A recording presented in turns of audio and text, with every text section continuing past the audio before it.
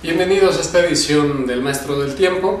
El día de hoy vamos a hablar de un tema que es interesante para todos por demás y es producir dinero.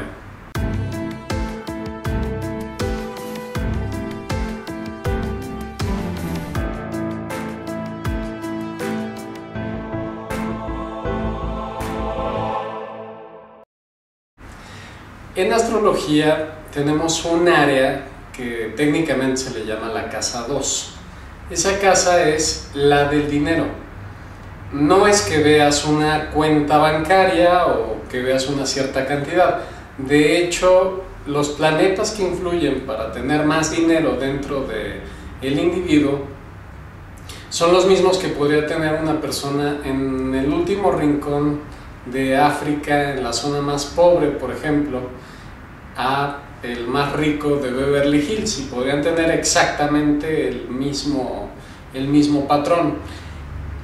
¿Cuál es la diferencia? La diferencia es que dentro del contexto más pobre, el rico va a ser el más próspero, y dentro de los ricos obviamente se va a destacar esa persona, pero depende de muchos factores. El primer factor y más clave es si la persona está encuadrada en el lugar que le corresponde. ¿Qué es lo que significa esto? Muchas personas, cuando escogen un trabajo, escogen el trabajo que es más fácil obtener recursos, pero esa facilidad no va en función para ellos, sino va en función para los demás. Es una recomendación que los demás te dicen: por aquí escoge, o lo que sea. Realmente, para que haya un clic y para que puedas hacer el dinero que tu carta astral te promete, tendrías que estar ubicado en donde mejor se te dan las cosas. Pero eso no obedece a planetas como tal, a menos que tengan relación directa con esta famosa casa 2, que sería la casa del dinero propiamente. Para que se den una idea, vamos a ver en diferentes grados. Lo que vamos a ver a continuación no es que seas Aries y aplique para ti. Aplica el planeta, el signo que tengas en casa 2, que es la casa del dinero. Entonces, si tienes Aries en casa 2, la forma más fácil para ti de ganar dinero va a ser negocios rápidos e inmediatos. Muy similar a el emprendimiento o a las transacciones únicas. Ejemplo, podrían entrar los vendedores, por decir algo, pero realmente Aries tiene que ver con la visión que tiene y el empuje inicial que realiza. Esto aplica en muchas ocasiones a fotógrafos, por ejemplo, aplica a los arquitectos, que son los primeros que generan el proyecto, y una vez que lo generan se van, hicieron el proyecto y listo. No los que le dan así el seguimiento.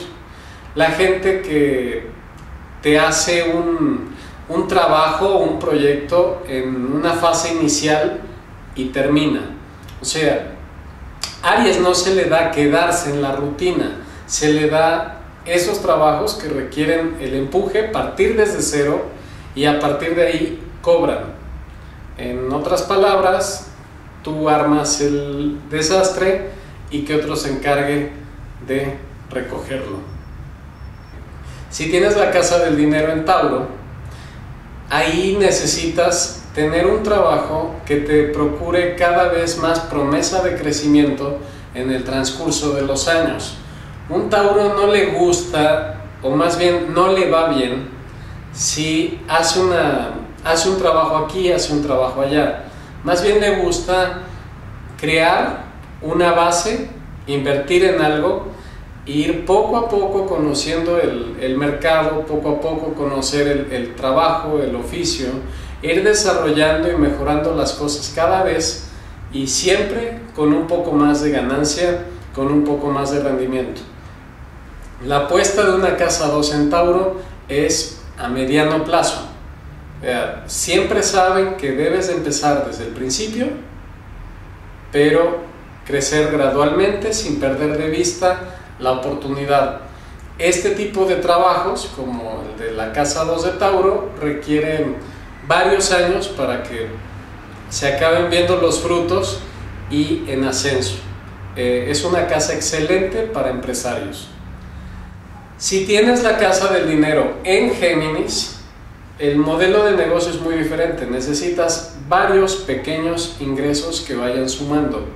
Por ejemplo, los cines es una característica de ello. Te venden la película, pero el ingreso principal está en la comida que te vas a ingresar al cine, y ahí tiene un doble ingreso.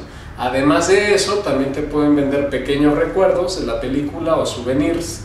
Además de eso, podrían vender incluso o rentar a lugares para que te vendan prendas o regalitos o cosas de estas. Todo aquello donde puedas generar un valor adicional a partir de un concepto principal, por ejemplo. Eso es muy típico geminiano. No se conforma con un trabajo, tienen que ser dos.